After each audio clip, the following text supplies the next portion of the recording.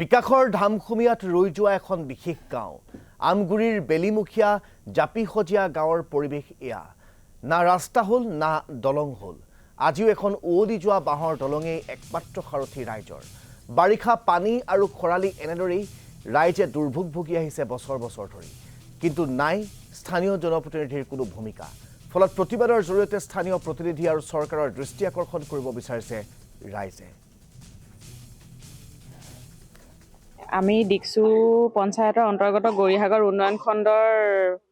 ৫ নং ৱাৰ্ডৰ আমি সদস্যা আমাৰ গাঁওখনৰ এনেকুৱা এটা সমস্যা আছে মানে এইখন দলংখনৰ ওপৰে আমাৰ যাবলৈ বহুত দিগদাৰ হয় বিশেষকৈ ল'ৰা ছোৱালী স্কুলে নিব লাগে বুকুচাত বান্ধি ধৰি মেলি যেনে তেনে লৈ যাওঁ বিশেষকৈ মানে যেতিয়া অসুখ হয় কাবাৰ বিশেষকৈ ডেলিভাৰী মানুহলে কিমান সমস্যা হয় আপোনালোকে ভাবি চাওক ডেলিভাৰী মানুহগৰাকী দাঙি নিবলৈও শাস্তি হয় বহুত প্ৰব্লেম হৈছে মানে এনে বুঢ়া বুঢ়ী মানুহৰ অসুখ বিসুখ হ'লে তেওঁলোককো পাৰ কৰাই নিবলৈ দিগদাৰ হয় এতিয়াতো খৰালি ছিজন যেনে তেনে পাৰ হওঁ বা পানী শুকালে তলেদি হ'লেও নামি যাওঁ কিন্তু যেতিয়া বাৰিষা হয় নহয় বহুত ভয়ংকৰ বিপদ হয় এই দলংখন খুব কপে মানে পাৰ হৈ যাব নোৱাৰি গতিকে মামালে এইটোকে আহ্বান জনাওঁ যাতে আমাৰ এই দলংখন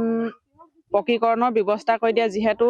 আমাৰ অঞ্চলতে যথেষ্ট উন্নত হৈছে কিন্তু আমিহে পিছ পৰি আছো আমাৰ বহুত মানে সমস্যা হৈছে গতিকে এই সমস্যাৰ কথা ভাবি মামাই আমালৈ যাতে সুদৃষ্টি দিয়ে ইয়াকে কামনা কৰিছোঁ